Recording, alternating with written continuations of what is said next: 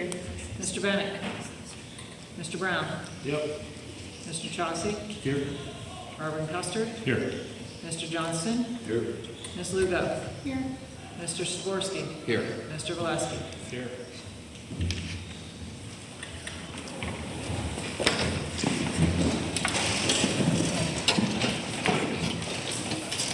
Allegiance to the flag of the United States of America and to the republic for which it stands, one nation, under God, indivisible, with liberty and justice for all. Please remain standing for a moment of silence.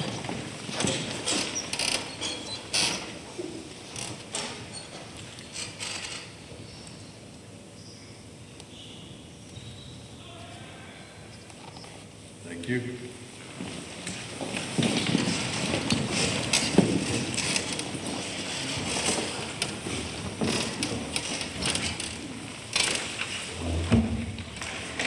Okay, we're going to get into our Committee of the Whole work session here. I'm going to start with our Cambridge Springs student representative.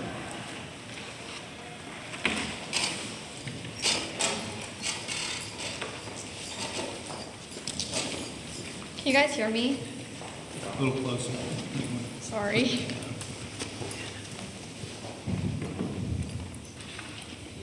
Thank you.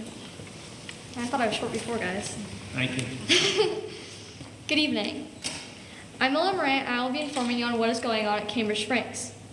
Last Friday was prom. Every student had lots of fun and enjoyed the mac and cheese bar. The teachers also seemed to have fun. Towards the end, they were even dancing with us. Congratulations to our prom prince and princess, Gage Johnson and Kirsten Grubbs, and our king and queen, Devin Lanowitz and Amelia Holland. Thank you, Mrs. Franz and the junior class officers for getting the dance ready for us. Directly after that, the students headed to the elementary school for prom till dawn, which is after prom fun until 5 a.m. to keep kids safe and not doing things like drinking after prom. There was gym games like cornhole, volleyball, and dodgeball, and more. There was also bingo, Mario Kart, and painting.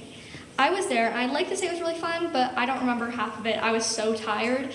I do remember that I lost on the first game of cornhole. It was really embarrassing. But seriously, I think everybody had a lot of fun. Also on Friday, the AP United States History test was given. All went well, and good luck to the students for when they get the results back. Today, upper-level art, psychology, and anatomy classes, as well as senior high gifted students, attended a presentation by Miguel Vidali on Renode forensics. The softball team hosted Cockerton today at 4:30, and the baseball team hosted Lakeview at 4 p.m. Good luck to both teams. This Friday, the elementary school is having their annual field day. This is always a fun day, and we can't wait to see how it plans out. High school students from National Honor Society, Key Club, and Leadership are coming to help run the games. There's always a different theme, and this year is like something about cowboys, and the games have to do with the theme, and my game that I'm running is a chicken toss. I don't really know what we're doing, because they're not going to toss real chickens. The robotics team went to nationals last Friday and Saturday. Rumor has it the car broke down and they were 2 hours late, but they still did good, supposedly. I haven't heard too much yet, but luckily you can check back on our social medias to figure it out at Cambridge Speaks. Thank you.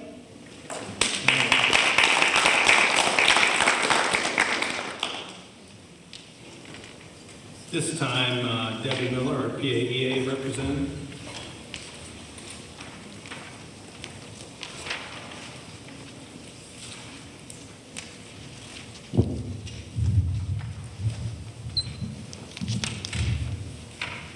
Good evening. Members of the PENNCREST School Board of Education, administrators, teachers, educational specialists, students, and community members. If we have not met yet, my name is Debbie Miller and I represent my dedicated colleagues of the PENNCREST School District Education Association, and I wish to speak to you tonight on their behalf.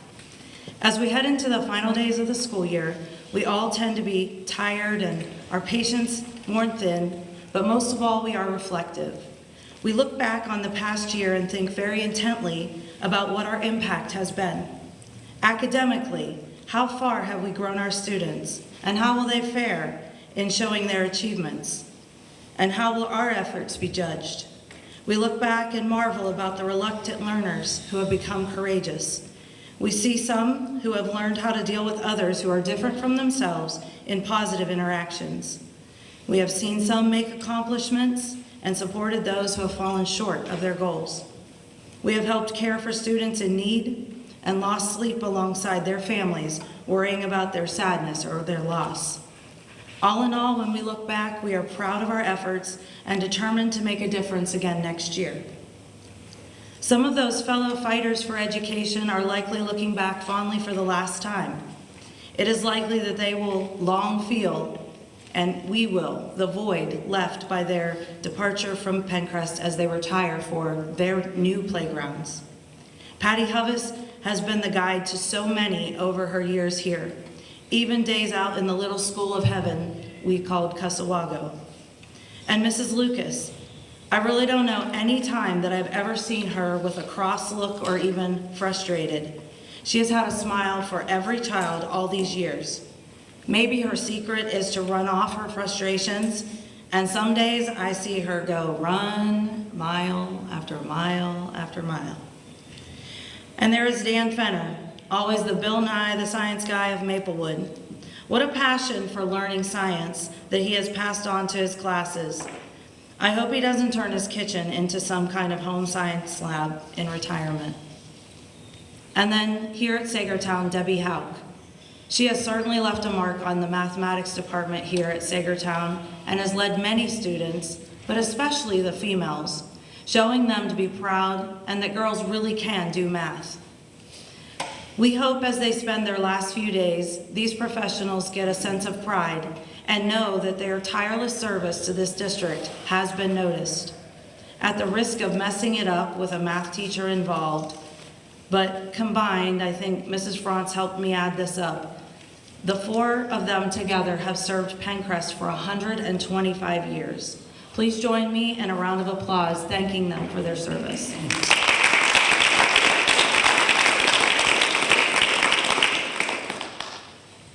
Lastly, I would like to challenge the board to be reflective also. I hope you can take a moment and look back at your year of service this year and see how you have impacted PENNCREST. Have you helped us to make gains? I believe you have, and the challenge is to continue that further and to be a part of making new endeavors that are solely about what is best for students. We knew that last year we were in crowded classrooms. What have you pushed for and voted for to help? We knew we needed better communication, and you have asked for input and have directed Mr. Ford to carry out conversations with all the stakeholders. You knew money was tight, so you implored Kristen to tighten the spending belt, and she did. Not to point to my age, but for as long as I can remember, we have not been in this spot at this point in the year to have not exceeded, our coffers with our spending. And to top that off, she has presented a budget that is closer to balance than I remember ever before during this preliminary budget time. I can recall being off for as much as $4 million at this point, and we are not at that spot. My hope is that when you reflect on your year of service as a board, that you can say that you left the year making things better for kids, not anyone else, not the administration, not the teachers, not the taxpayers, but the kids, because that is what we are here for. Psalm 112 may say it best when talking about pouring into our future generation. Their children will be successful everywhere. An entire generation of godly people will be blessed, and they will be generous, compassionate, and righteous. Thank you.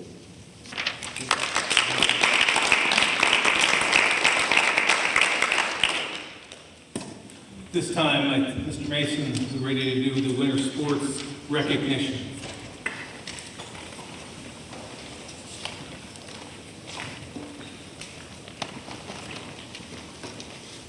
Good evening, everybody. At this meeting, we'd like to recognize some of the winter athletes who competed at the highest level in the state for the PIAA championships. I don't know that any of them are here. I know Carter Beck from Sagertown is a senior who was a finalist for wrestling from Sagertown. He's a multi-time trip winner to Hershey.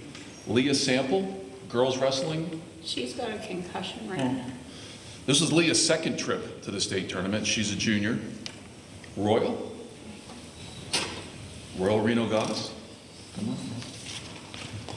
Congratulations. Royal's also a junior, so you can expect to see her again next year. And then the Maplewood bocce team. Did anybody make it for Maplewood bocce? So the bocce team from Maplewood, Unified Bocce, is a fairly new collective organization started with Mrs. Feely's help and Mr. Wolfar's help from Maplewood 2 years ago, I believe. And it is a conglomerate of students with special needs and regular ed students who compete together and have done an outstanding job the last 2 years and represented Maplewood and PENNCREST very well. I'll make sure they get these. Thank you.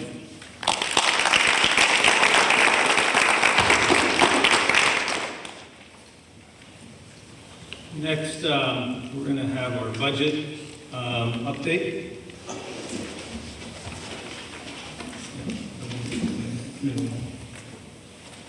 You want to talk about PSBA first? Okay. All right, we're going to do PSBA membership options first. So right now we're up for renewal.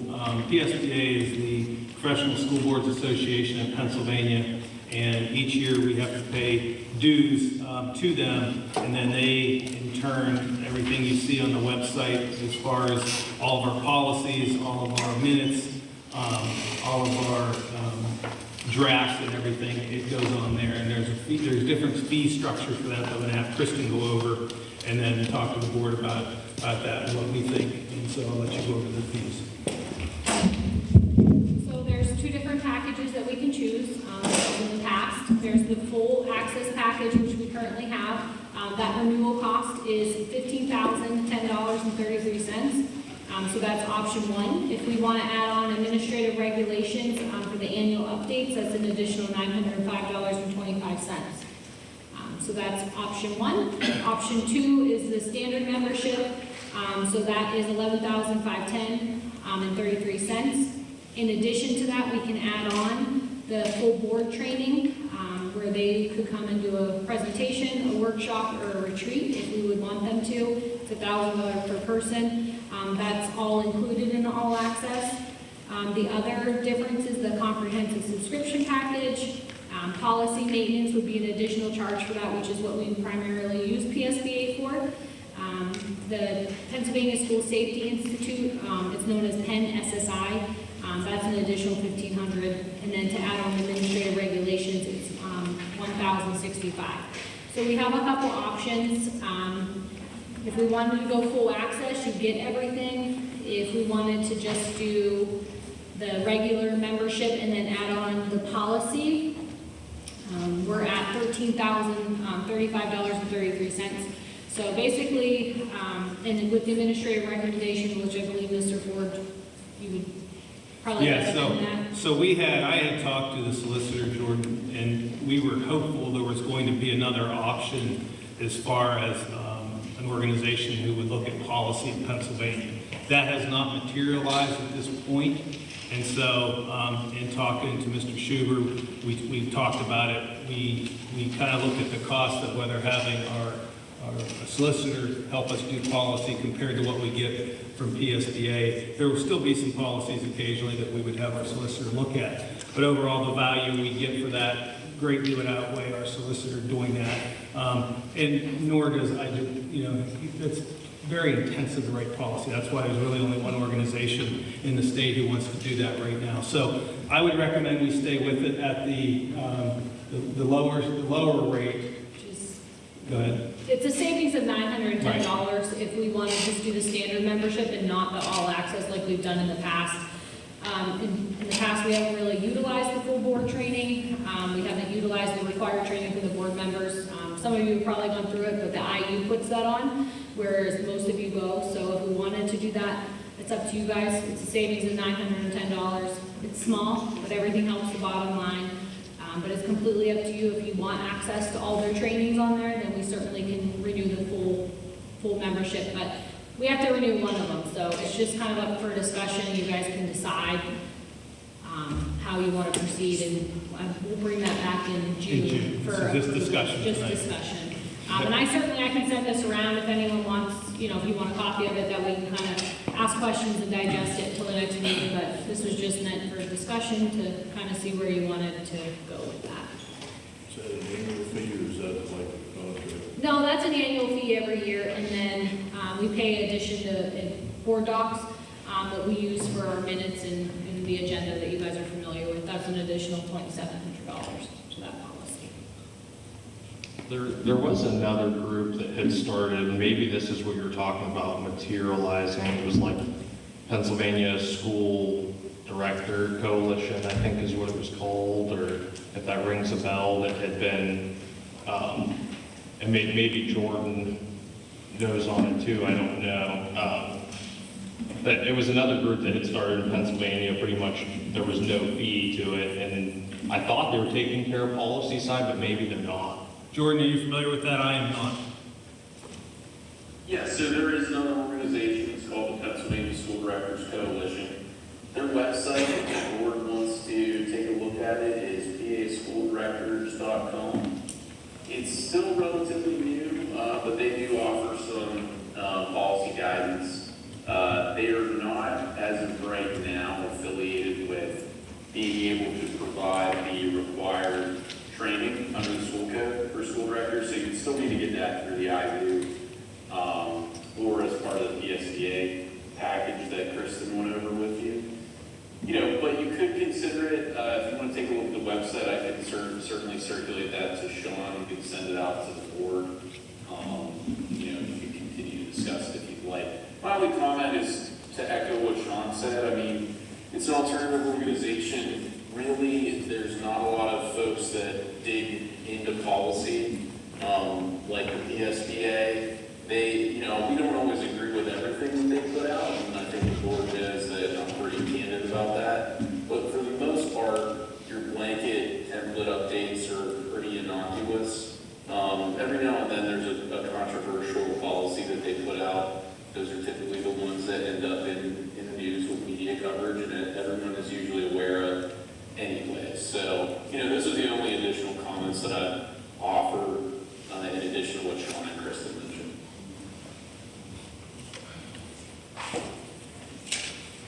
So we'll go ahead and send that around. You guys can think about it. Is it, on the PSBA, is there any other tools that we really utilize off the PSBA other than the policies? No. They send a daily newsletter, which has some good information in it sometimes. Right. Well, I get them too. And Yeah, I others saw get that. it. They kind of give you some insight on some laws coming up and stuff. Bills. No, the biggest thing we get is what's called PNN, which comes out periodically, usually close to monthly, they're 4 to 6 weeks, and they go through and recommend changes to your policy. Some of them are recommended as best practice, some of them are recommended for legal liability, and some of them are mandated change that needs to be reflected in your policy by PD and the state. So we get that, I review that, and then Cynthia and I usually go over that and look and see what the policies you see. Unless, like tonight we have one on here to talk about, that was from the board, that you guys had talked to us about that. So policies is generally driven from that, unless a board member brings up, and then I go and do the research, and I'll usually work with Jordan on that. So that's generally what we get from them, Tim. Beyond that, because we're already paying for the board docs, that's a separate item, it's a separate bill we're doing. So beyond that, that's about what we get. That's about it. We're not utilizing. Once in a while, I'll go on and research something on their site as a full access member. Probably once or twice a month, I utilize it. What's board docs cost annually? $2,700. Okay. you know, if you can buy Excel yearly for, that's just, wow. So what would be the negative of not being a member of PSBA? What would you say, is it going to do any damage to the students if we are not members of PSBA? And we say all that way. It's good as long as we can have a place where we get the needed updates that come that we don't always see. And so how I'm going to answer that question is this. Most likely, Brian, there won't be any issues, okay? But if we don't get something updated for the district in policy that needed to get updated and we weren't aware of that, and we have one lawsuit over that, then there could be, then that savings will be minuscule, right? So overall, I would agree with you on that. But it seems like your work with Jordan would take care of that for us. Some of it. I mean, Jordan, how would you answer that question as the solicitor? Yeah, I mean, so, part of the issue with the PSBA is that there's not necessarily a dedicated legal team that reviews all of the policy updates in conjunction with the current legislation. So that's why the PSBA itself recommends that you always coordinate with your solicitor's offices just to make sure that you're analyzing everything, specific to your individual district's needs, which may be different district to district, and also to make sure that you're keeping up to date with the laws as well. I mean, I personally, as a lawyer, have several publications that we subscribe to. I'm a member of several professional organizations where I get regular updates on legislation that affects education in public schools. But the PSBA also takes a first swing at putting out templates, for regular updates as well. Like I said, we don't always agree with the guidance that they put out, but what it would alleviate is your solicitor's office looking at every single policy. And what I said earlier, still kind of rings true. I mean, a lot of the policies that end up being controversial, for lack of a better term, one way or the other, end up getting reviewed by individual district solicitors' offices anyways. So, I really think it's a board decision. I think the discussion on it is good. It's certainly up to you folks to decide which way you'd like to proceed.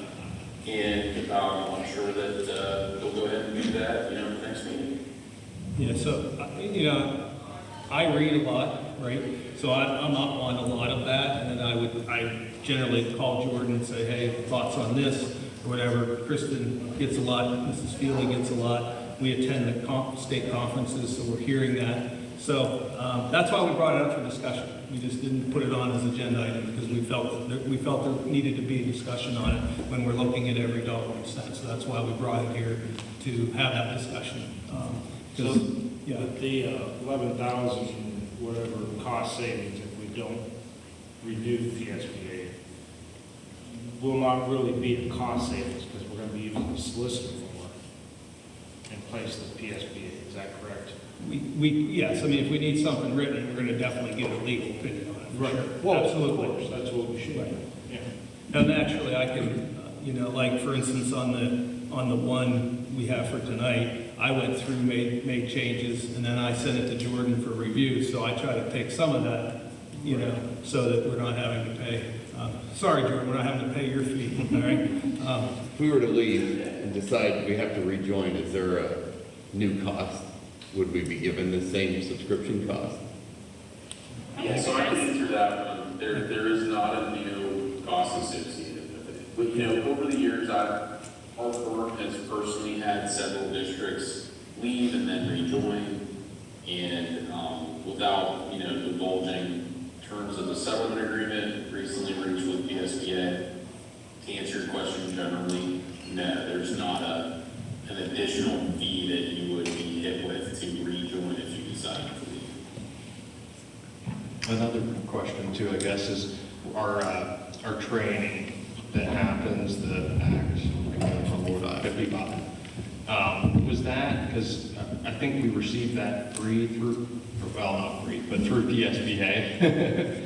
But can we get it through IU5 as well? Is that no charge in IU5 if they do it, or, I mean, it comes? I'd have to ask that, I can get that, I don't know if they charge, I know we can get it through the IUs, for sure. I think, like, to what Brian was saying, I think that's a good question, you know, like whether or not we need it, is it gonna affect, but at the same time, Sean's got a good point too, if we, you know, that amount of money could easily be wrapped up in a lawsuit. So, you know, I wouldn't say that it's something I'd be comfortable in taking too strong of a position on either way yet until, without more research. But I think you have a valid point, you know, definitely worth evaluating everything we spend on, so. And if you were to go for not the all access, but the lower one, are you going to be able to have any help with policy with just the minimum? Yes, You still have that help? that's correct, yeah. That's correct, yeah. It looks like it doesn't include the training we have to pay for, so I would like to know what the IU cost But is. yeah, We'll get that for you. It just says standard pricing applies for training through PSBA. I know where I came from, it's all free to IU, so. Okay. it is here. I just want to verify that, I don't think there's a cost to it, but I want to verify that. Legal is free access to legal advice through PSBA to visitors. They have a legal team that you can get questions answered. Yes and no. You know, I mean, they do have a general counsel, but, you know, it's not necessarily legal advice. You know, when you're reaching out to the PSBA, there might be a member of their team that responds to provide school directors with individual guidance or some additional literature that you can read, but that's part of the issue that a lot of folks have with it, is you're not necessarily getting advice, you know, from legal professionals. You're getting advice from, you know, people that are really just policy administrators, you know, that don't have a legal background. So, Step over $9 to get a dive. so we asked about the impact on the students. What about the impact on teachers? I think, well, if your policy impacts really everybody, all your staff, you know, you as school board members, I mean, policy is the foundation of everything we do. So the impact is there for the whole district. Employees, operations, budgetary, I mean, everything's in there. But on the minimum, we still get help with policy. So. That's correct. Thank you. We'll find out that information. Let me go over one more item that wasn't listed. So we have on the agenda tonight, you'll see under facilities that we're recommending, and we had discussed this previously, the trans finder, which is called the stop finder. And I believe Randy originally asked about that for a busing where their parents have the ability to see where the students are at on the bus, okay? So we've done, Tony was in here to discuss that. We were able to secure for next year this app where we can do 15 buses next year at a cost of $1,500. Now, that's not all of our buses, but what it does do is it gives us the ability to look at all 3 attendance areas, strategically put them to see if they're going to work in those hard-to-reach areas. And then at a really reduced cost of what it would cost for the district. So I would definitely recommend doing that. I know we've talked about that as a board, actually clear back to when I first got here. And we are excited about the possibilities, but we're concerned about our rural. So this would give us the ability to really test it out this year. And if everything goes good, then we bring it back to you next year. So, but I wanted to make sure that you all realize that that's on there. And this is, Tony's done a lot of good research on it, reached out to a lot of districts, and we feel like this already is within our system, and so it's already part of what we're doing, so it's not like an add-on, it kind of comes right in with what we're already doing. So I think it's a pretty good deal. We can do, like I said, 15 buses, and we'll probably break that up across the district, and we'll put on those hard routes on there and see how it goes, so. Are they giving us a deal to try then, or is that their? That's the deal. Okay. That's the deal. Okay. I think it's close to $7,000 to do all of our buses. So, you know, we get a good section of them. How many buses do we have? I mean, ballpark? Yeah, I'll ballpark it. 45, 50, somewhere. Yeah, okay. I'm counting up in my head right now. Yeah, I mean, I know that's a concern from the community, right? We receive the emails of the frustration of where's the bus, what happened to the bus, and then we know that the short staff from the busing company has been an issue this past winter, so I was pleasantly surprised to see that. I thought that was a hard no a while back, so to get that kind of deal to give it a try is interesting to look at.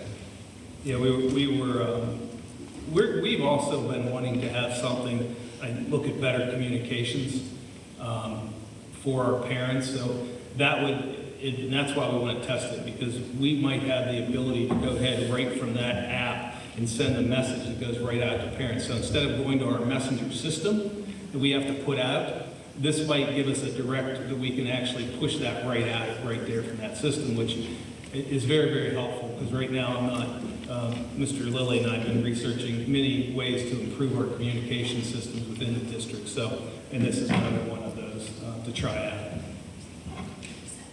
What's that? 37. Oh, it was off.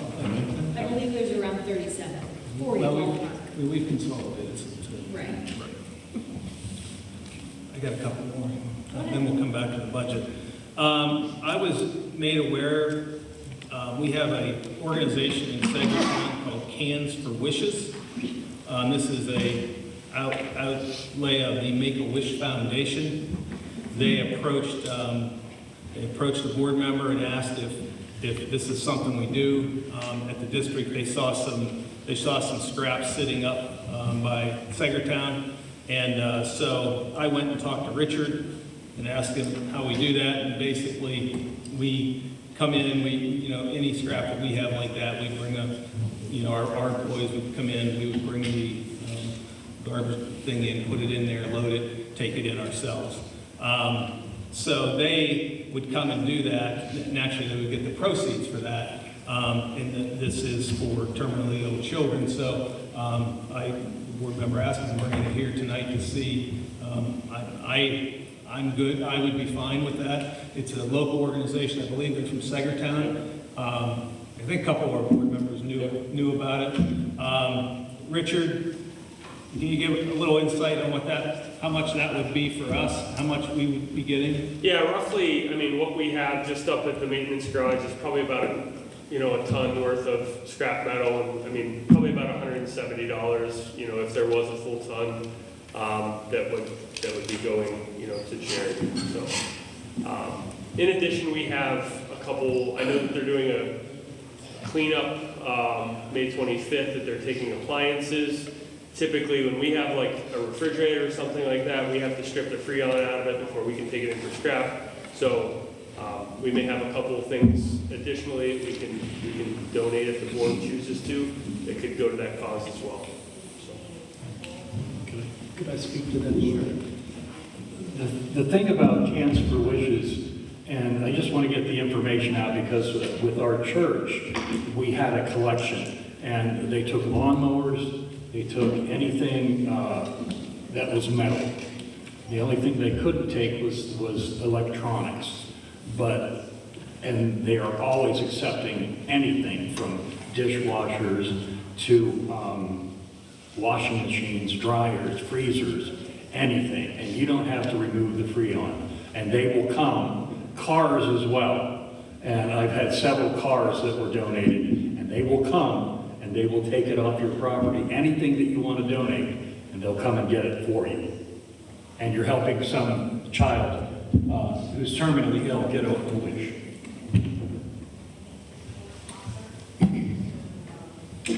Thoughts on that? I'm all for it, but I told you, I think it's awesome. I try to donate as much as I can to them. You all good with that?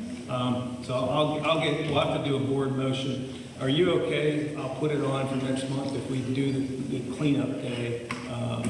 It's coming up, but we can get rid of some of that stuff without having to take the Freon and everything out. Do we have a metal, I should probably know this, I'm sorry. Do we have a metal receptacle, like, for scrap already? Or is it just into a pile? But just kind of into piles Okay. here and there. Is that something we would have to purchase? I mean, I'd still be for it, I'm just asking, like, to No. expedite the process. No, I think, you know, if we're doing it that way, they would come and get it. I mean, Okay. normally we have a dump truck, we would load up and take it in ourselves. Okay. So, I think, you know, this is serving twofold. In one aspect, it's going to a good cause, and another aspect, it's saving PENNCREST labor costs and having, you know, guys, two of my guys load it up, take it in, and do that. So, we're certainly willing to help. If you're okay, I will move forward with that, and I'll put that on the June, I'll put it on the June we can do retroactive, so we can get some of that.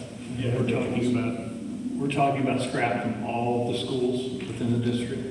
Yeah, I mean, the majority of it is here at Sagertown, but we do have some junk appliances stored at Maplewood that we can get account of as well. Okay. So, Thank you. yep. Thanks, Richard. You're welcome. Yeah, it's a good way to get back to the community. Right. So, yeah, I mean, Bob makes a good point. Anything that we can resell, we do on the municipal bids, which I think the last time we made like $26,000 on that for the district. So we will still continue to do that when needed, but this is like the scrap, so. Yeah, where's the wrestler that was here asking about his into the community? Tell him maybe he can contact Cans for Wishes and do something like the Cambridge Cares. Yeah, Mr. Roach. All right. Get that note down. He was looking for service projects and. My last thing, then we'll get into the budget. Sorry, I had a few add-ons. You said that.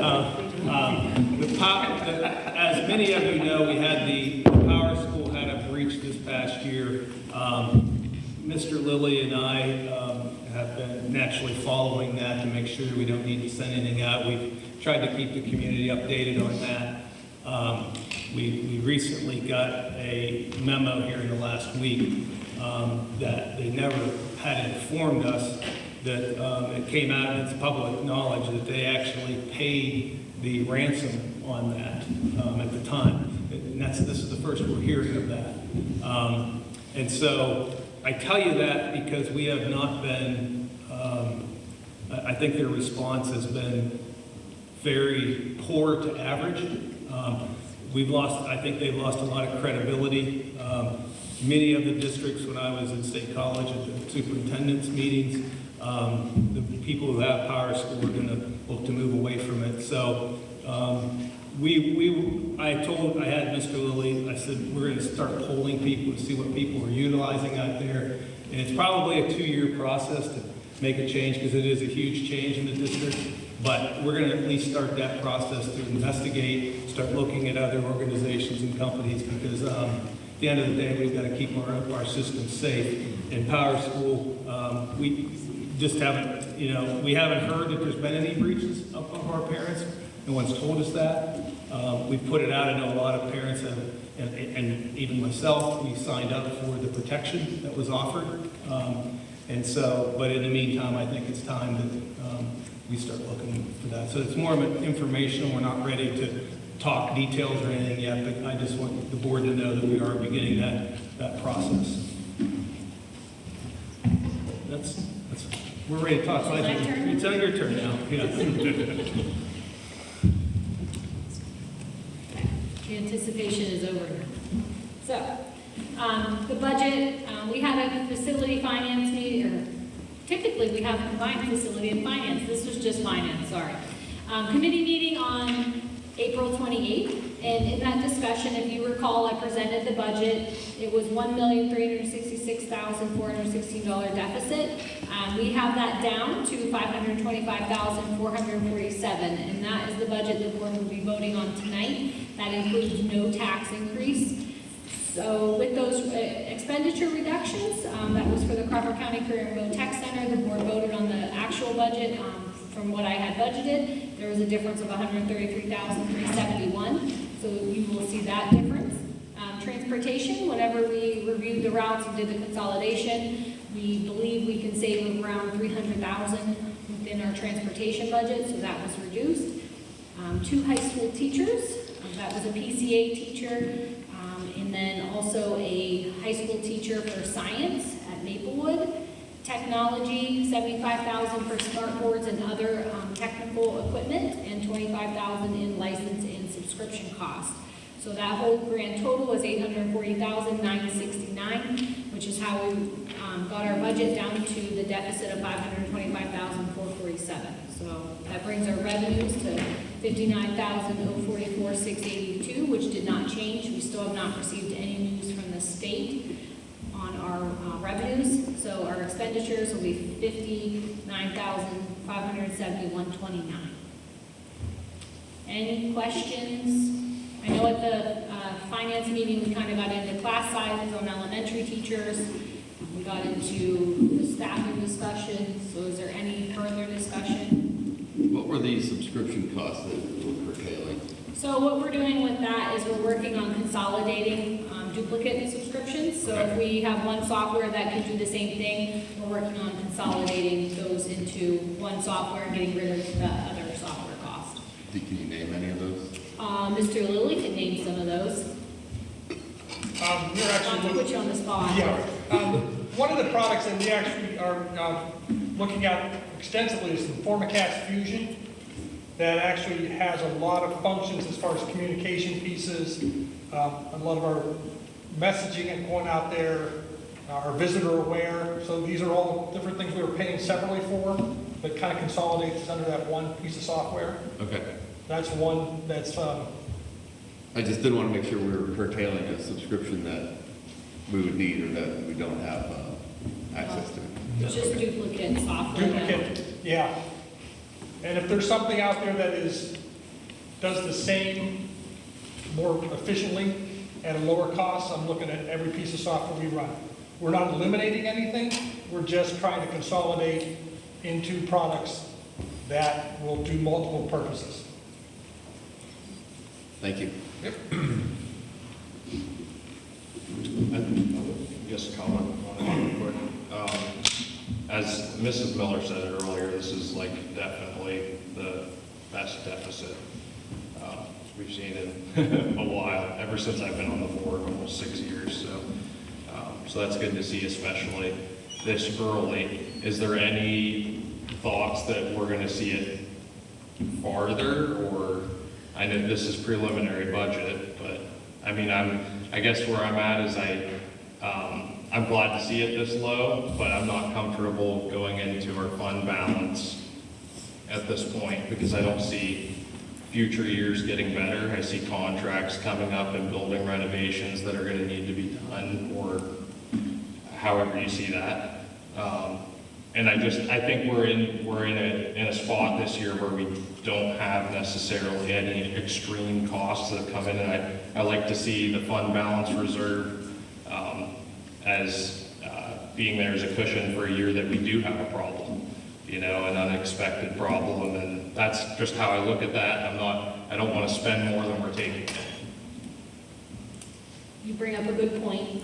So I have kind of some history data back from 2016, 17 till current. So we've passed a deficit budget for the past almost 10 years, and each year we have made that budget. We haven't gone into fund balance. So I'm comfortable with it, but again, it's the board's decision. So is there reductions we can do? Yes, we did talk about those at the last meeting. We're cutting into the elementary class sizes at that point. So that's a discussion you guys could have, or the librarians like we had discussed. That still won't get us balanced, but it'll reduce it again, $423,754. So we would get closer. But that's certainly a discussion you guys can have. I mean, Sean and I and Mrs. Feely, sorry, Mr. Ford, we've completely gone through the budget. We go through it daily, talking about staffing, talking about, department budgets. We have fine-tooth combed this, but if we have additional reductions that you guys would like to see for a balanced budget in June, we need to get into the elementary teachers as well as the librarians that you guys threw on the table last time. I believe the discussion was, correct me if I'm wrong, you'd rather have the 3 librarians cut before elementary teachers. Yes. So, One person said that. I worry about, because Ms. Feely gave us a list of what these librarians do, and like we brought up, it's rather extensive than what we thought, some of which is by law required to do, like the GIPs, et cetera. And so that was a discussion, I wouldn't say it was a proposal. The other thing that, so this, when you come up, when you're doing a budget, you do a projection, right? So we're projecting into next year, so that these numbers that you see aren't, they're not an actual, they're a projection. So Kristen and I have both been to our professional organizations and hearing what's coming out of the different efforts and lobbying, both at her level of financial and then also the superintendents and through PSBA, I should say that also. And there definitely appears to be movement and momentum to change the funding source from the adequacy formula that we did not get any. We were one of the 152 districts, to potentially moving some of that monies back into the basic educational formula, which we would then be eligible for, okay? So we have not put that in the budget as income because we're wanting to be conservative, but I think that that's something over the next month. If we get more information, we might be able to adjust our income to reflect those possible changes. It might not, because the other thing we're hearing is that the state budget looks like it could go well into the fall before they have an approval. So, but I'm stating that number, when Kristen showed me the history of where the district has been, because I'm still here in my first year, and we've covered that each and every year, and I see what the deficit budget you've gone into without having to take into the fund balance, and then having it down this far with the potential for potentially added income, we might be able to adjust that some. And I already told Kristen we have 1 month left to continue to go through it to see if we can get even lower than that without affecting teachers at this point. And so that's where I would definitely recommend we pass this preliminary budget as is, and then let us see where we can land at the final budget in June would be my recommendation. Well, I'm going to say you guys have done a fantastic job. I appreciate all your hard work, and I know, Kristen, good job. I know you've been pulling your hair out, and God bless you, you're doing a great job. And this is my 9th budget, I think it is. I don't know, it's been a lot. This has been the best we've ever been. I'm very comfortable with this budget, and I know it's a projection. I learned that my first year. Mark Giroux explained it to me one morning in a long phone conversation. He says, all of this is just a projection. It's really just, because the first time I think we were, Bob, you can correct me if I'm wrong, but we were like looking at 2.6 or something like that, 3.2 million in the hole the first time. And I know I was panicking, and Mark had to talk me off the ledge basically, and he explained it all to me, because that's what Mark Giroux is, a financial guy. I'm very comfortable passing this budget the way it is. I have no qualms. And looking at the list for the librarians and stuff, I don't think, yeah, you can see the dollars and cents, but overall, it's not going to be a cost savings. It's going to be more headaches. You're putting more stress on our staff. We're already pushed the limit as it is. Somebody said something about paying a stipend. How much is that going to be? How much more are you going to add to it? And then what quality is going to be lost in doing that? Plus, there are legal things that we have to do. So I'm very comfortable with this budget the way it is. You guys have done a great job. Yeah, I just want to make it clear that the biggest, I obviously, I know, Kristen, you're not going into this budget planning to spend $525,000 out of the unreserved. That's not the goal, that shouldn't be, I know that. But, you know, I worry about the future of the district long-term. And it's something that I take into consideration that we, you know, again, we do have Cambridge Elementary, the decisions are going to need to be made there in the next year or two. And regardless of what's done, there's a lot of money that's going to be wrapped up in that. A teacher's contract, Act 93 contract, and I just, you know, it's just those things I see ahead that do worry me. But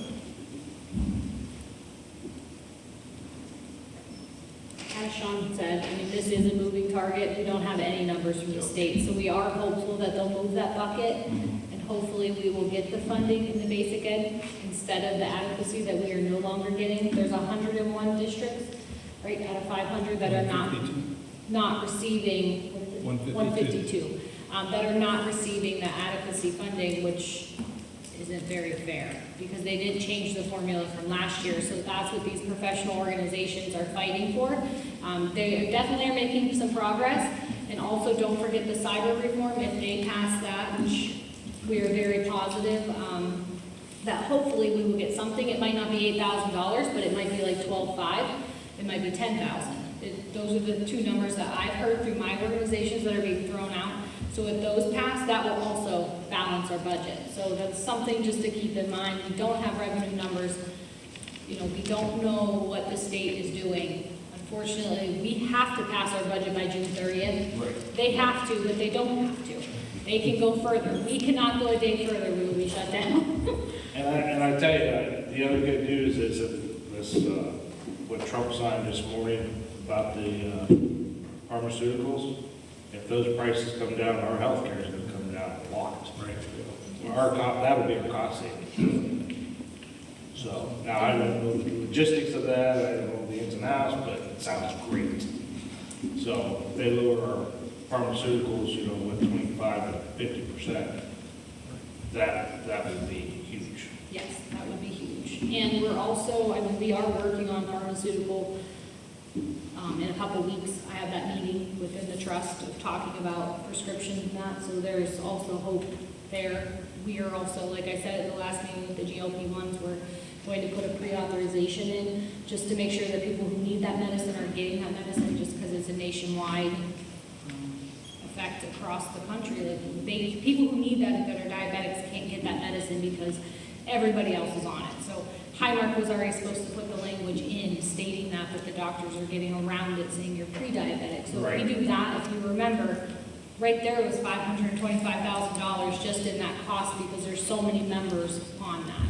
So that's also a piece that could help balance our budget right there. So we might be passing the deficit, but you know, hopefully we can have some further answers by June 9th.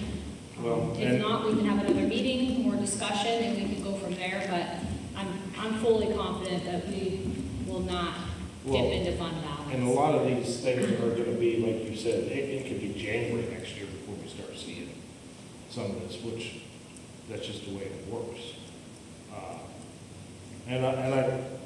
We never really touched back on the solar. We never really touched back on the land. We haven't touched back. I mean, there's other things in the works that we really kind of left. I still say, you know, maybe we need to look into some of these things, and it may not generate a lot of income, but if it saves money, I mean, I think it's worth talking about. So we should have an answer on solar before the June meeting. They had told us by the end of May that a decision would be made on the grant. Oh, okay. So we will have that information to hopefully bring, at least as a discussion item for June. I just want to point out that a no vote against this is nothing against all the work that you have done. We appreciate everything and all the cuts that you have made.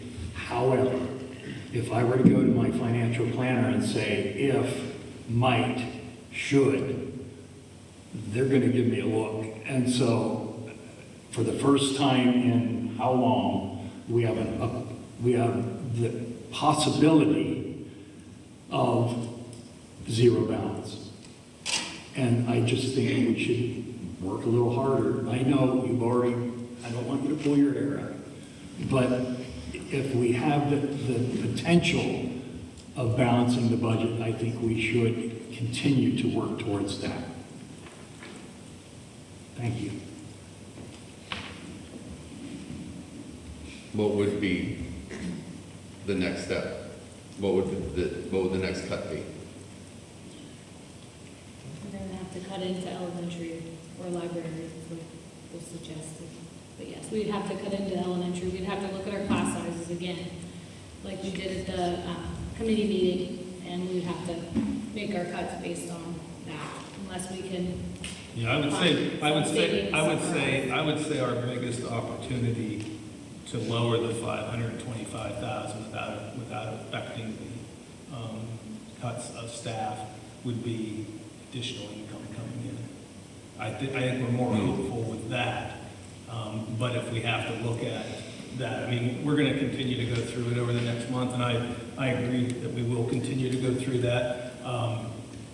But at that point, Randy, you know, I mean, there was discussion here.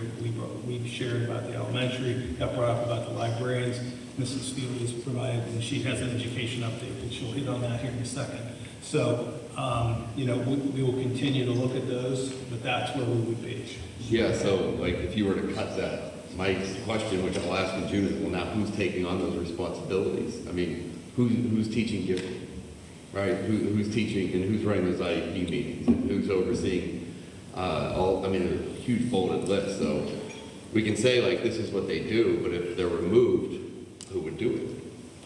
I guess. By all intents, I feel like we should. It feels like our back is. We should be backs up against the wall because of the funding formula. We're 402 square miles. We have 6 buildings. I'm not going to talk about other districts, but I do know many other districts. They are in far worse shape. Far worse shape than we are. I was shocked, and I think some of them are getting the other, not the adequacy, but the other, yeah. So, yeah. So many other districts receive that type of funding, and we have our backs up against the wall, and I feel like, by all intents, we should be far worse, and we're not. So thank you for everything you've done to get it down to here. Yeah. Well, and you said, let's circle back to what you said. In 10 years, we've always passed the deficit and never had to dip into that balance, the fund balance. In 10 years. I know that's a could, would, should. 16, 7. Yeah. Not like could, would, shoulds either, but there's a lot. The state could, would, should change. Cyber could, would change. Right. There's a lot of what ifs. So to be in this position, I feel that we're in a really good position in this proposal that you gave us. Like I said, this is the first budget season. I've actually just been relaxed. I mean, I have not been stressed this budget. I'm not relaxed. But we pay you a lot of money. But I'm glad you're on. I'm just saying, I've seen. You notice his Gray's catching up with mine? Yeah, Gray's I've seen the budget, like I said, for 8, 9 years, and this is just the most comfortable we've been. But the best news is, and I understand what you're saying, Brian, but the woulds and coulds, and I understand how that all works, trust me, I've been around a day or two. But this business, being public education, it is about that. We don't know what the government's going to do every year. Nobody, the government doesn't know what they're going to do. Everything's a guessing game. It seems like the cart's before the horse. Right. Because they don't tell us what we're getting and we're supposed to project. And if your finances were based on what the state was funding every year, your accountant would say, hey, you're in good shape, just hold on and see what you're doing. Yeah, I guarantee you an accountant. But you're not that person. Leski's not that person. I'm not that person. Public education is totally different than a business. We can't raise prices. We can't mark up a banana. It just doesn't work that way. We have to go by what the state and the government gives us. But we have been looking, or we are looking at other ideas for revenue, and I think we keep pursuing those. And I have a good feeling about that. And I tell you something else, and I'm going to bring this up. I was yelled at not to do it, but I get yelled at a lot, so I'm used to it. You know, somebody that's running for school board had said something about cutting Cambridge so we can redraw the lines and stuff. But we have schools around us that are doing not so good, and students are talking about leaving, going to cyber school.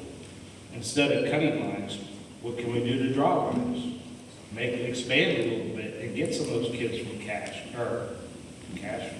Conneautville, Ryanville, whatever that is. And other schools around us. I've heard some disgruntled parents about the way things are going in other districts. Is that a possibility to improve our attendance? I mean, it's been flattening out, but if we could bring in another 150 students, that would help. Now, since we're talking long-term, Bob and I had a sidebar a few weeks ago about opportunities that hopefully we're running with the scheduling that seems more enticing. Right. Let's think outside the box to become more enticing as a district. Because you're right, people are looking in the area. And I think that there's some ideas down the road, but if we're going to discuss long-term, yes. I would like some sustainability plans, like sustainability plan A, pros and cons to that. Sustainability plan B, pros and cons to that. C, poor Mr. Ford, though, I know he has some ideas, but he's keeping his head above water, just barely. So my point is, it'd be nice to have those conversations in the future, because I do think we need a sustainability plan and a direction. Because it seems like we're just bottom for apples every spring. So it'd be nice to have a plan and always work to that plan. And so that these conversations are then directed not on what I feel, what you feel, what everybody feels, but what do we agree upon as our plan, and how do we achieve that goal? Because I think there are options where we can gain revenue, increase attendance, but we have to have a plan for that, and that makes decision-making that we're all on board with. And that would be coming from the leadership, and I know that's an impossible task now, but as far as it's very, very important, that even as David said, some of the things that we have coming up, we have to project that, we have to think about that, and that plays into sustainability. And so I think these are all, we talk, but we end up, you're right, right now we're in this mode, but we all talk about it at the administrative level. But well, I think the thing that I'm trying to project here is, I don't want negativity to be what we're discussing. There's a lot of great opportunities out here that I don't want to hear about Cambridge, shutting Cambridge down, moving Cambridge, whatever. I want to hear how we're going to take and make this grow and better, because our community is counting on this. And our community, Cambridge community is huge. It doesn't need Mennonites coming in. It needs to stay the way it is. And we need to find opportunities to bring our students back. We have students that are on the line that are literally Cambridge bus or whatever bus service goes by, Cambridge Springs, and they're going to the school district, they're riding an hour and a half away. If we could get those kids, and it really wouldn't extend our lines, the travel, they're right there. Is there something we could do legally? I know this would take time, it doesn't happen overnight, but is there something we could do to get these families to say, hey, you want to come here? They'll be here in 40 minutes. Well, I agree with you, Tim, and I agree with Randy that we need to have that direction planned, but part of that has to be promotional to making brick and mortar look so much better than staying home and doing your schooling online. Just that we have to promote it, we have to get the word out that being face-to-face with a teacher is so much better.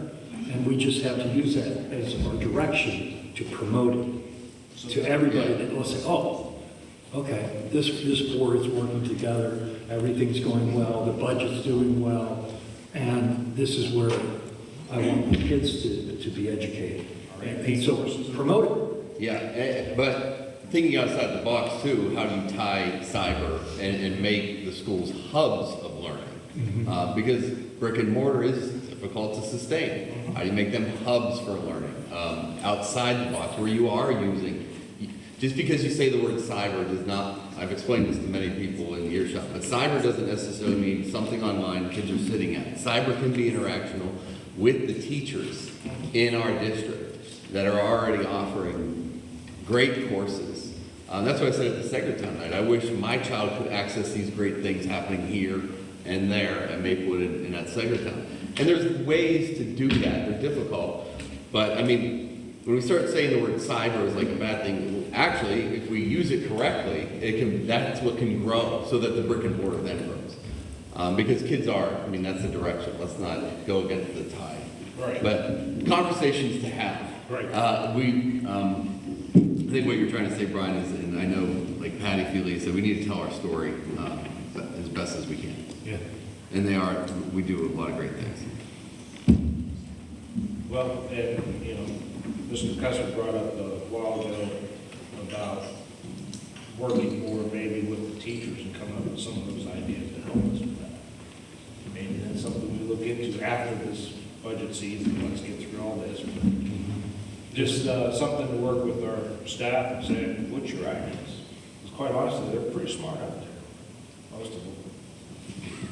But I agree. If we had the community event nights, it would be good to have just open nights for us and the teachers to just discuss. And it was open like our community event nights. I think it's brainstorming on steroids. So it would I tell you, the community nights have been good. I'd like to see. But anyhow, we're off topic. Sorry. Well, so another part to which we're kind of off, but I think we're talking long term, which is fine. But another part to it too is like our entire, not just PENNCREST, but everywhere the population is decreasing, and so is, we're watching private education numbers. Calvary, Faith Builders, they're both way up. I don't know the number for Seton, but I would assume they're up from what they were 5 years ago. But we're seeing those increase, but we're also seeing a population decrease. And I agree with you, Tim, if there's areas that we can pick up people on the same road or maybe a half mile, I don't even know if that's possible, I know nothing about that. I don't either, just ideas. Right, but part of that is too, like our population's just declining, it just is. In this rural part of the state, it just is, and that's just a fact. It's more that people aren't having 3 or 4 kids like they used to. Right.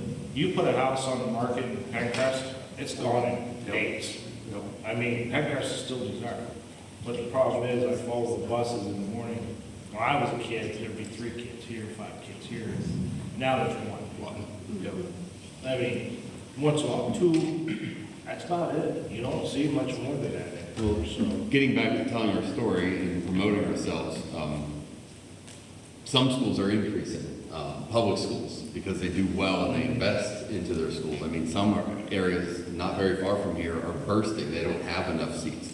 Public schools, because the tide has shifted. When you are a young family looking to move, the first thing you look at is how is the school doing, and if you have to pay a lot, they do that. That's how you entice people. The highest tax rates in the area have the biggest population growth in their schools. The affluent schools are growing. So there's a lot. So sustainability, telling our story is something we all can be doing here, and promoting our schools, which I do feel like we're bouncing back. I do too. So I'm good with the preliminary budget. I don't feel comfortable making any more cuts in getting into a classroom. So. Okay. We'll move on. Mrs. Feely, you're up. Education report. All right, thank you. Yes, donating books again for Maplewood Elementary School. So these were various titles were reviewed and ready for approval. We have our graduation list, our tentative graduation list pending. Students meet all of the requirements. And we are very honored to have the ability to have a foreign exchange student at Secretary High School from Belgium. So that is on here for approval as well. It's an exciting time for us to be able to welcome students from other countries into our small rural community. experience our educational system. Dual enrollment for LaRoche University, we continue to try, Mrs. Henry and I continue to try to build those opportunities for our students and increase the dual enrollment options available to students so they can make the most out of their time here and have it count towards university credit. We have some MOUs for Child Development Center and the Family Community Christian. These are just those general MOUs we do annually. The transition plan that's on here is a requirement for Title I. We're required to have a plan when students transition between those target grades, a pre-K to kindergarten, 6th grade to 7th grade, 9th grade to 10th grade, and then our seniors. So that's just an updated version of our standing plan. We have a list of textbooks up for disposal. These are old, outdated curriculum materials. A lot of them are single titles that we no longer use, so we have to go through the process of getting approval to dispose of those texts. And as you mentioned, you talked a lot about the library tonight, and I shared a lot of information about what our librarians do. And Randy, you're right. If we choose to go down that path, we then have to find someone in our buildings to do these duties, responsibilities, and functions that our librarians are currently doing in all of our buildings. So we would have to find someone to be in charge of the gifted education programs in the high schools and monitor the compliance issues for those, as well as in the elementary schools, a lot of the librarians are used to provide that 40-minute plan time to teachers, so we would have to find other staff to be able to do that, in addition to the instruction that they're providing to our students on the use of library, the love of literacy, and research. That's all I have. Any questions?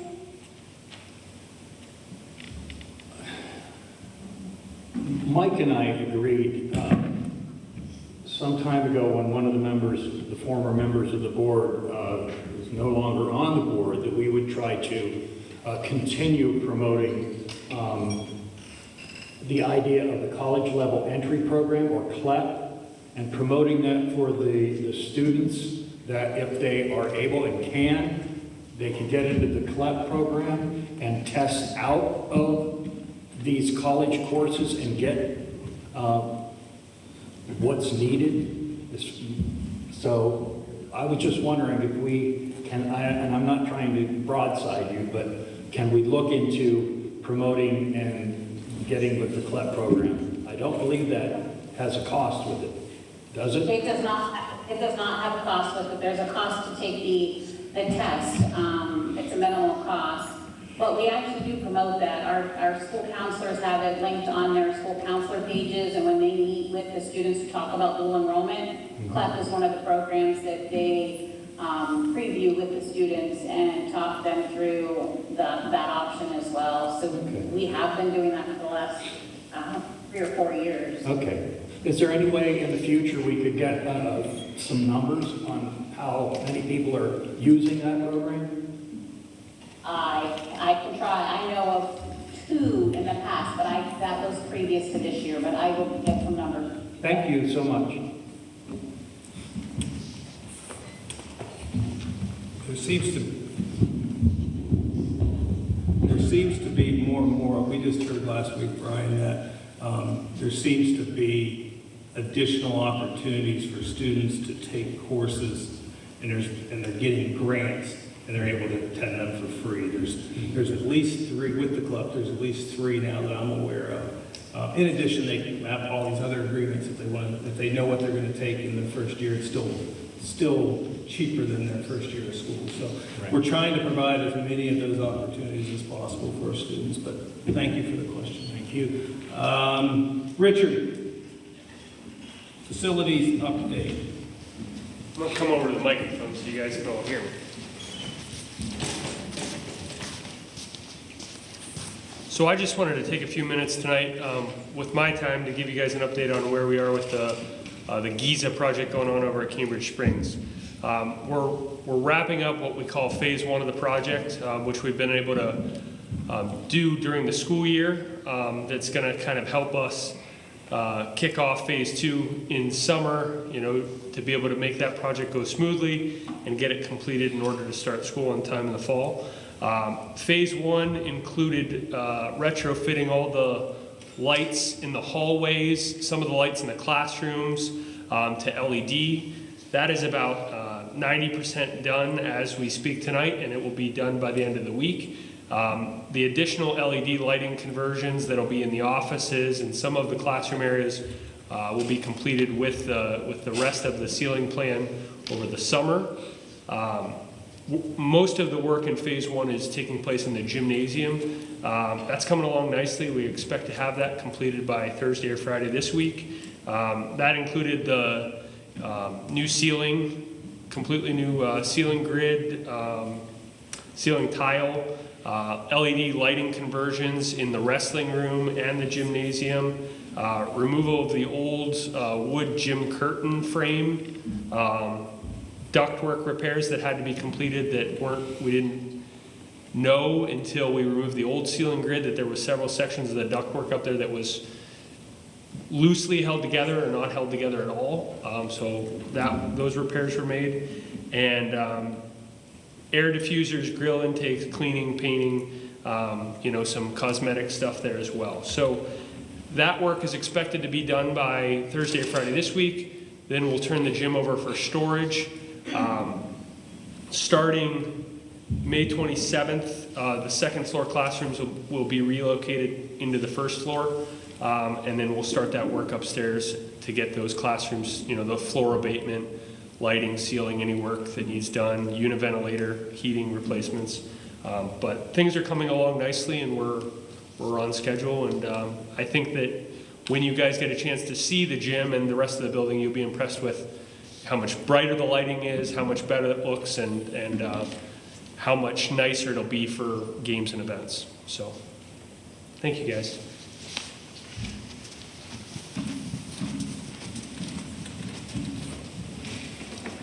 On the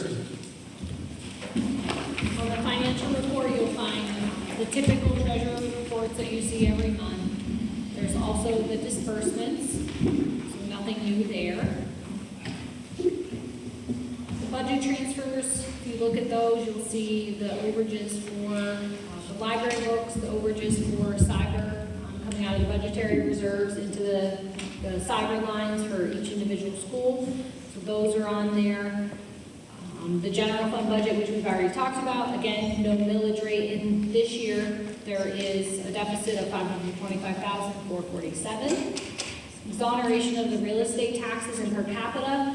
That's an annual agreement that we have to exonerate our local collectors from collecting the delinquents. The food service management company, so if you remember, we went out to bid for this, Nutrition Inc. This is the budget for next year, showing a surplus of $15,875. The service purchase contracts, these are annual again. These are with the local providers to perform the physicals and dental cleanings. Donations, we have 2 of those on there, which is from Create for the Cambridge Caring Closet and Christ Transportation for a scoreboard table at Maplewood High School. The health and vision rates, we're approving these in May this year instead of June. Again, annual, those rates have increased. It's about an 18% increase on our composite rate. So if you remember in the budget, this was about $1.3 million in healthcare. Again, another variable that we could potentially reduce if we look into those prescription costs and other line items on there. If we can reduce that, we can bring that back in June. But these will be our current rates approved for 25-26. And last is the IU5 early intervention lease. So they lease a classroom, so we get revenue from the IU for leasing the classroom within our building.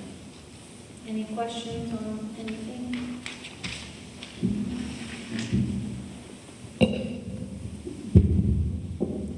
We'd like to thank our donations tonight.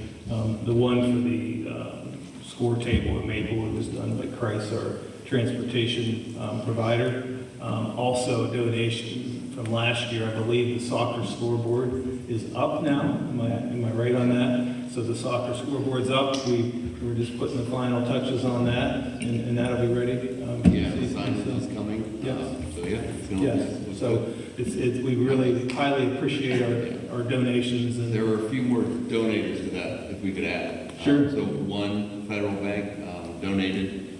Hobbs Lumber donated quite a bit. Okay. Northwest RAC and Inspire Salon all donated. So none of the money for that, we had to dip into the boosters. So the kids get to keep their money. Awesome. That's good. All right, we're going to transition at this point in time into our regular meeting. Are there any citizen comments on agenda items? No one registered. No one registered? Anyone have any comments? All right, approval of minutes. Resolved that the PENNCREST Board of School Directors approve the following minutes. April 14th, 2025, that was the school board meeting, and April 28th, 2025, the Finance Committee meeting. So moved. Second. Motion and second. Any comments or questions? Hearing none, all in favor say aye. Aye. Opposed, same. Motion carried. Under policy, we have resolved that the PENNCREST Board of School Directors approve the following policy. That's policy 200. That's enrollment in the district. So moved. Second. Have a motion and second. Any comments or questions? Hearing none, all in favor say aye. Aye. Opposed, same. Motion carried. We have a first reading tonight of policy 702, which was the gifts, grants, and donations. We went through, reflected on what our discussions. Mr. Schubert has reviewed that and says that that does what we want it to do now. So you can read that over the next month before we do the actual reading. The second one is actually an appendix to policy 815.5. This would be the artificial intelligence policy. This was a guidebook that was done by our educators, principals, and team of people looking to basically take what was in the policy and how to look at a guide so that we're doing that right for our students and our staff. Additionally on that, I have signed up for a class this summer on artificial intelligence and what's that mean, not only for students and staff, but also for administrative operations, those type of things. So I'm actually going to take a class on this to try to learn myself for the district. So we just want to make sure we're being responsible in the way we roll this out for our students, and I think we're ahead of the game on that. So you get a chance, read that through this month. See if you have any, if there's any concerns, anything with it. We can talk about it at the next meeting for sure.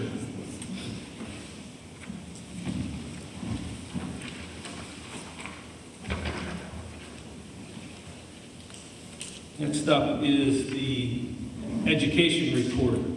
Resolved that the PENNCREST Board of School Directors approve the consent agenda education items B through K as presented. So moved. Second. Have a motion and second. Any comments or questions? Hearing none, all in favor say aye.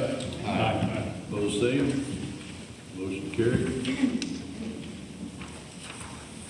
Facility and Transportation Report. Resolved that the PENNCREST Board of School Directors approve the consent agenda, facilities and transportation items B through C. So moved. Second. Have a motion and second. Any comments or questions? Hearing none, all in favor say aye. Aye. Opposed, same. Motion carried. Into the financial report, I'm going to pull item E for a separate vote since that's the preliminary budget. So the first part of this would be resolved that the PENNCREST Board of School Directors approve the consent agenda items, financial items B through D and F through K as presented. So moved. Second. Have a motion and a second. Any comments or questions? Hearing none, all in favor say aye. Aye. Opposed, same. Motion carried. Item E, resolved that the PENNCREST Board of School Directors approve the attached proposed preliminary 25-26 general fund operating budget and millage rates, and to authorize the business manager to prepare the PDE 2028 budget document. Second. We have a motion and a second. Any comments or questions? Hearing none, roll call, please. Ms. Spears? Yes. Mr. Bennett? No. Mr. Brown? Yes. Mr. Chauncey? Yes. Mr. Custer? No. Mr. Johnston? Yes. Ms. Lugo? Mr. Staworski? Yes. Mr. Valesky? No. Thank you. Letter after personnel report. Resolved that the PENNCREST Board of School Directors approve the consent agenda personnel items B through M as presented. Second. We have a motion and a second. Any comments or questions? Hearing none, all in favor say aye. Aye. Opposed, same. Motion carried. Under new business, Mr. Valesky, you had asked me about that. Yep. I'd like to make a motion that we file an appeal against the Commonwealth Court ruling on the case with Bethany Rogers versus PENNCREST School District. Discussion on that. Oh, actually, we need a second. We need a second. We didn't have a second. Second. We have a motion and a second. Any comments or questions? What's this appeal about? Which one's this one? Oh, yep. Tim was on in there. Jordan can fill you in better. But This is Jordan? Sorry. Yeah. Yes, sir. This was you want to give just a brief, Tim asked what the appeal was on, just a brief overview of that? He would do. Yeah, so the appeal was what we had talked about in the executive session. It was regarding one of the right-to-know cases. This case involved emails. Tim might be familiar with the Kegel case, where we went to the Supreme Court and had an argument on a Facebook post. So this is the email version of that case. Okay. We got a decision from the Commonwealth Court that conflicts with the Kegel decision, and so our office's recommendation would be to appeal so that there is some consistency to the rulings.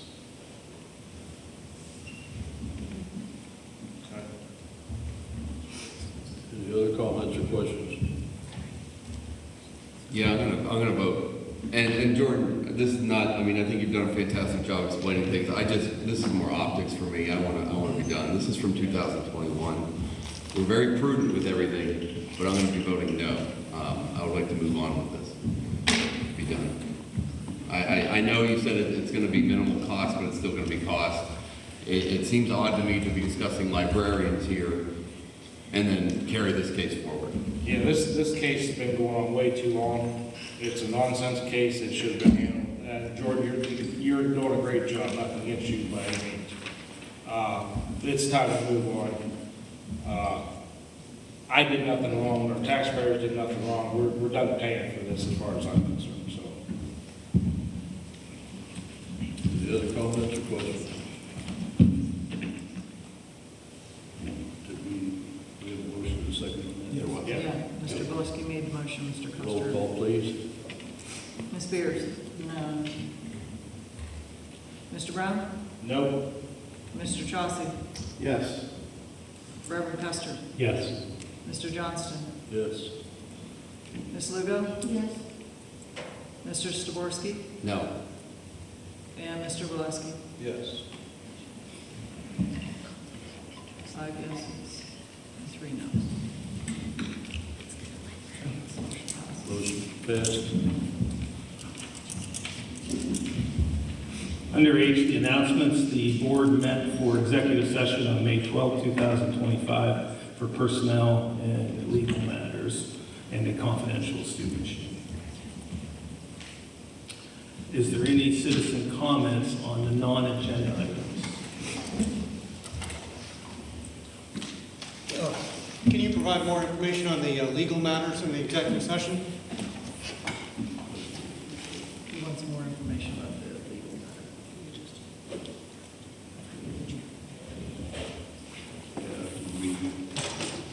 Jordan can